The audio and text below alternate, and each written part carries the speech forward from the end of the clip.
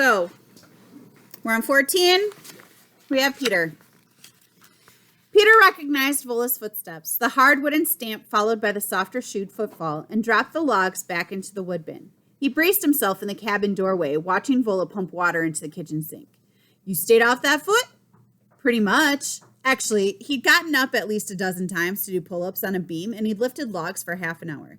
His arms were sore, and his foot hurt a lot when it wasn't raised, but he hadn't been able to stop doing nothing. He hadn't been able to lie around doing nothing, knowing Pax was still out there.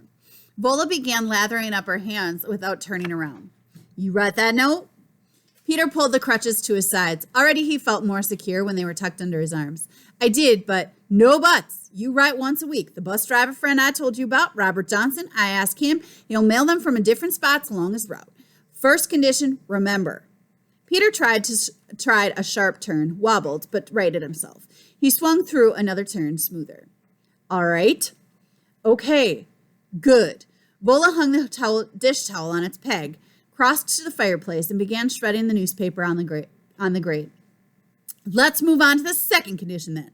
That charm bracelet you carry. I'm guessing it was your mother's. Why do you carry it with you? Why that particular thing?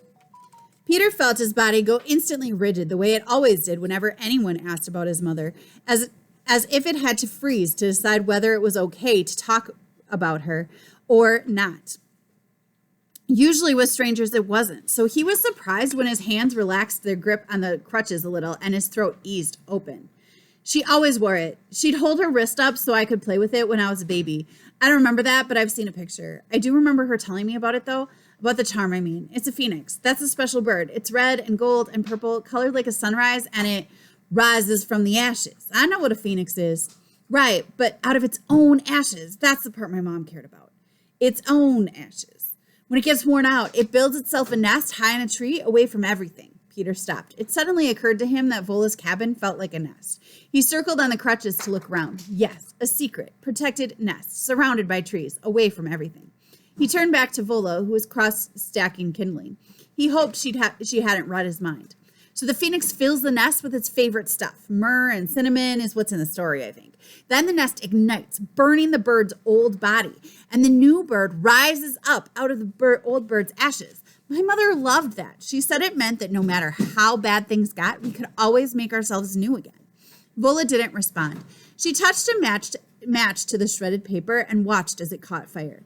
Her face looked grim in the light of the new flames. She added 2 logs and then a third. Go try these crutches outside when there's still some light, she said without looking up. Peter opened the front door and navigated the step, relieved to get away. He didn't have a clue what he'd said wrong. Living in the woods all alone probably made a person weird, but she was right that he needed to practice outside. He'd lost a whole day now, a whole day. Maybe he did need some time to train and heal, but he was leaving as soon as he could. He left the cleared yard and headed to where the uneven ground was snarled with roots and brush. It took a tortuously long time to circle the cabin. His second turn around was a little faster, and by the 5th circuit, he felt almost comfortable. But he was bathed in sweat when he swung back inside. The cabin was quiet except for the gentle crackling of the fire. Vola sat in the armchair, sewing something yellow. The quiet and the way the setting sun seemed to wash the cabin in peace, as if everything were right in the world, suddenly felt mocking to Peter. All right, time to go.